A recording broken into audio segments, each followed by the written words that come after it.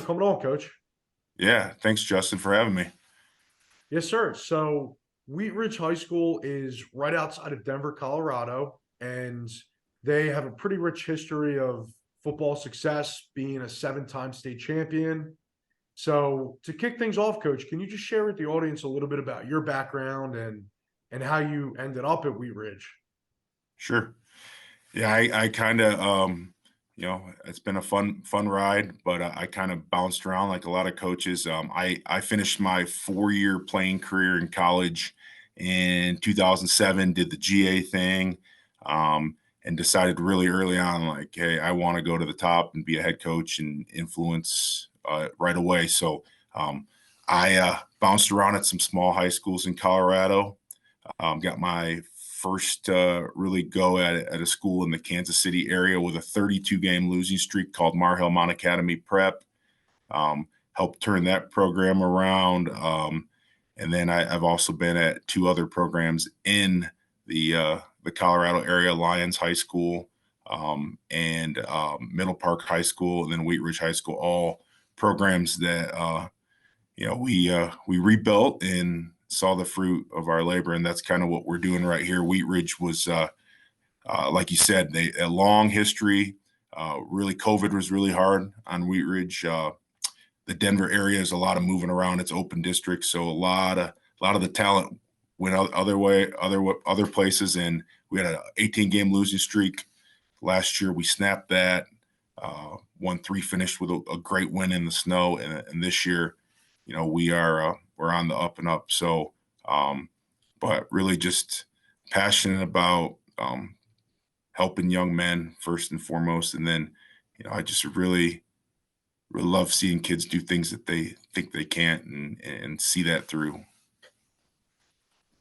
Yes, sir. So can you just share a little bit more about that experience, like changing the culture of a program and maybe some philosophies that you've implemented into the programs you've turned around? Sure.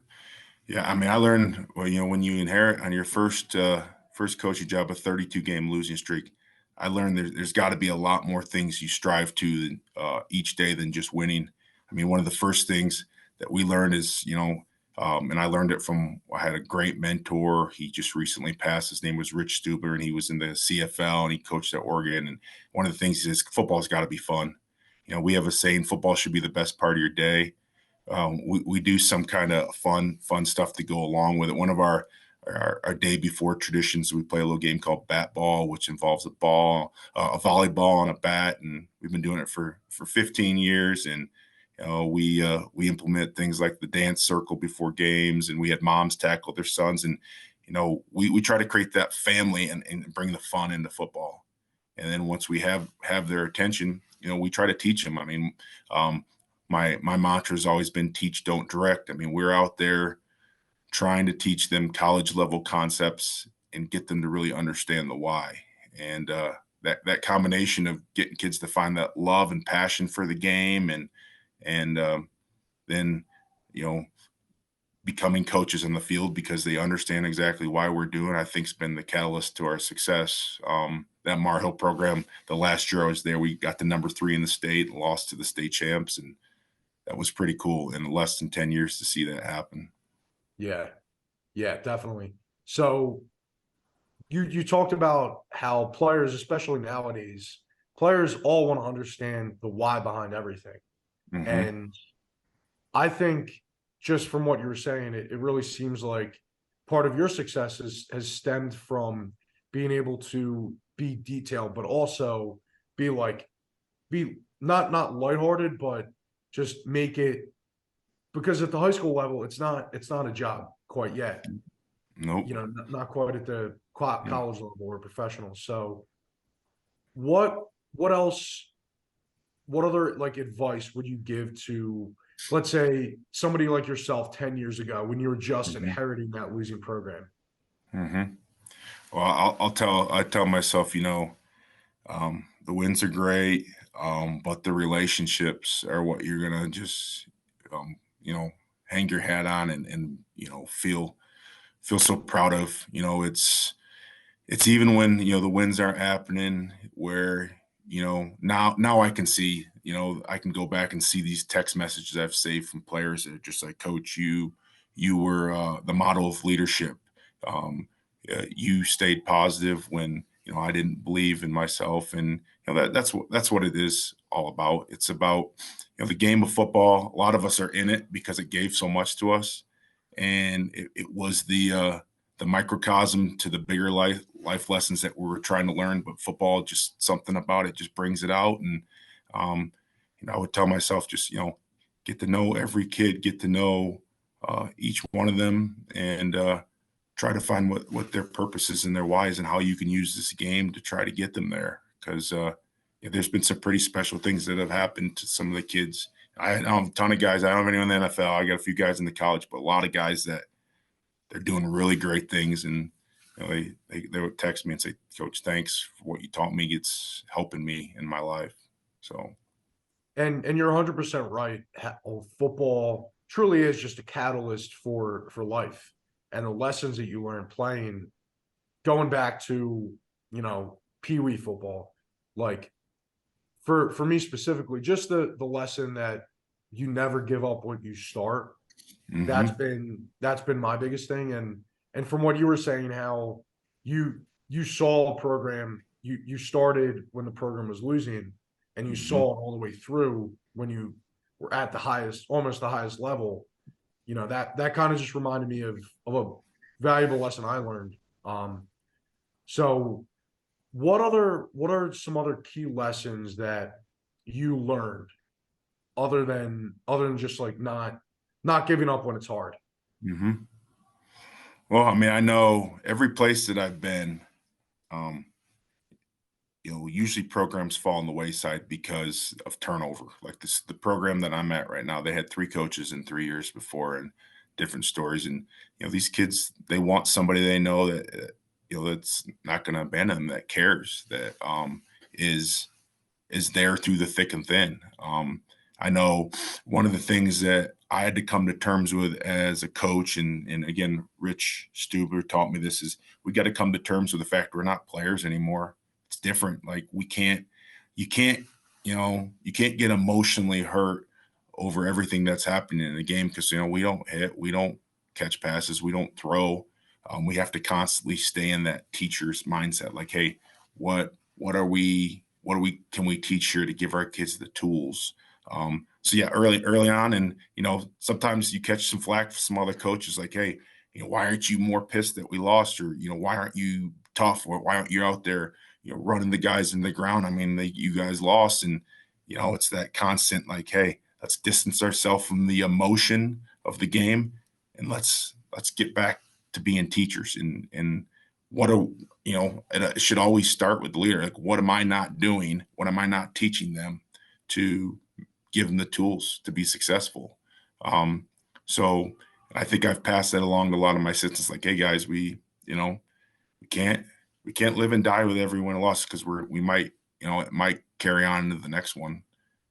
We got to be ready.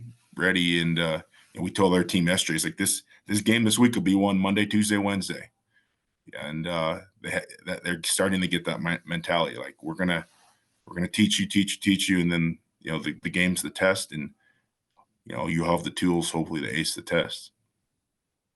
Exactly. And I think the biggest thing, one thing that I learned from a mentor of mine, was that when the going gets rough, you can never get too low, but when things are going really well, you can't get too high. It's all about, especially as a coach, just staying even keel, no matter what the situation is. Yeah.